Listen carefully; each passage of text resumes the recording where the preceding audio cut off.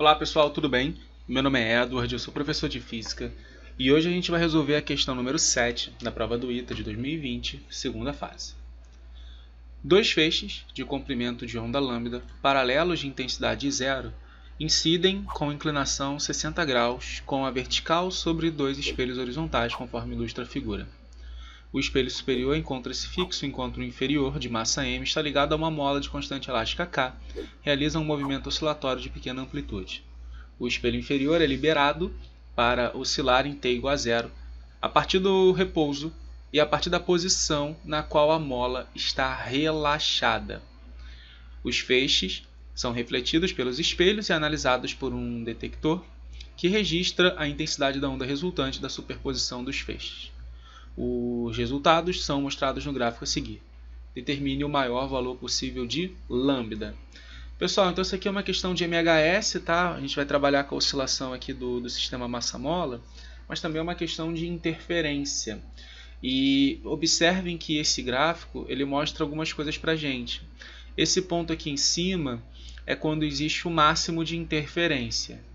E esse ponto aqui embaixo é quando existe o mínimo de interferência. E observa que começa num máximo. Então, quando a mola está relaxada, está nesse ponto aqui, e aí quando se passa um determinado tempo, vamos chamar de período, volta a acontecer o máximo e assim sucessivamente.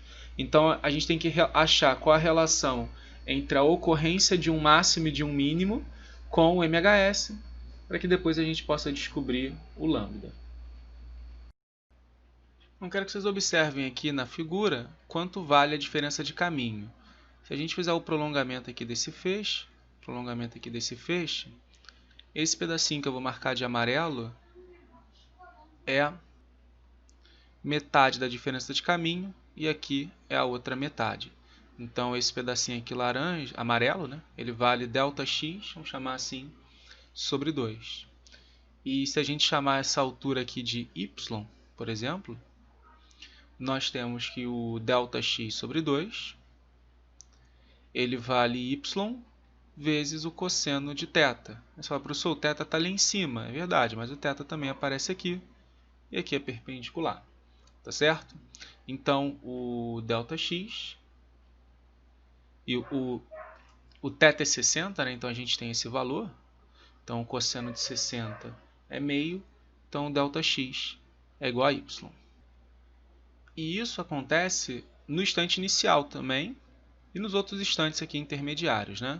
Mas nesse instante inicial, a diferença de caminho ela tem que ser um múltiplo inteiro de lambdas, tá bom? Por enquanto a gente não sabe quem é esse múltiplo inteiro, mas por isso que a pergunta dele é o máximo comprimento de onda. Então, provavelmente esse n vai ter o menor valor possível, sem ser o zero, claro, porque tem uma diferença de caminho. Então esse n deve ser igual a 1. E aí, nesse segundo momento, existe uma interferência destrutiva.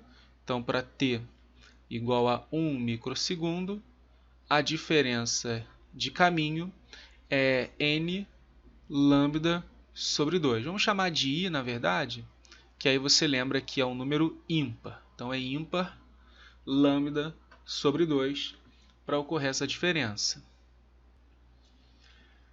Agora vamos tentar achar uma relação entre esses dois aqui. Eu vou chamar aqui de ΔX', só para a gente diferenciar um pouco o ΔX, né, o azul, da interferência construtiva da destrutiva. Então imagine que isso aqui seja o Y, que a gente colocou esse Y, vou chamar de Y0, é a posição inicial. E aí o que vai acontecer quando você abandonar é a mola vai cair, né? Então a mola vai ser comprimida de um ΔY até ela chegar na compressão máxima. Por que eu vou usar a compressão máxima como referência? Porque aqui a mola está relaxada, ele fala isso no problema. E como aqui a compressão é máxima, nenhum desses dois pontos vai ter energia cinética.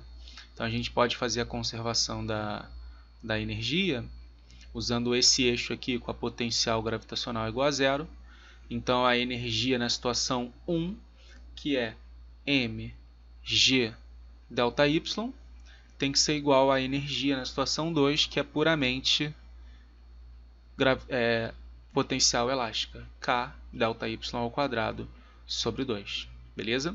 Por isso que é importante ele ter dito que começa com a mola relaxada. E aí, bom, você corta aqui um ΔY, e aí você descobre que o ΔY ele vale 2mg sobre K.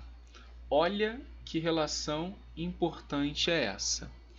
Esse 2mg sobre K, repara, ele acontece no intervalo entre o azul e o amarelo. Então ele nada mais é, pessoal, do que a diferença entre esses dois.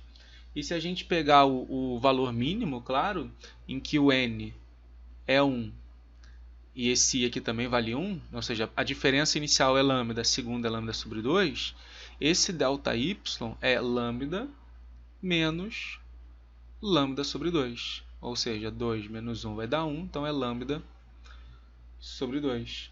Isso quer dizer que o nosso lambda máximo ele vale 4mg sobre K.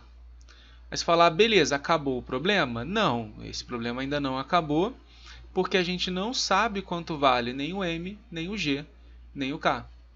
Mas você deve ter percebido que a gente não usou ainda a informação do período. Então é provavelmente daí que a gente vai tirar.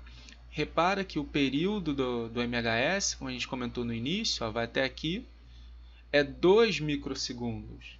Então, usando que o período é 2π raiz de m sobre k, a gente tem que m sobre k é t ao quadrado sobre 4π ao quadrado.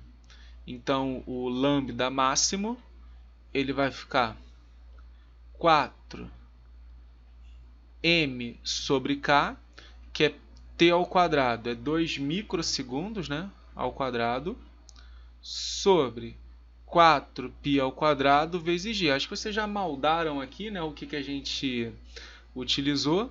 Tá? O π ao quadrado aproximadamente g. O 4 aqui corta. Então isso daqui vai dar 4 vezes 10 a menos 12 metros. É claro, aproximadamente. Essa é a nossa resposta.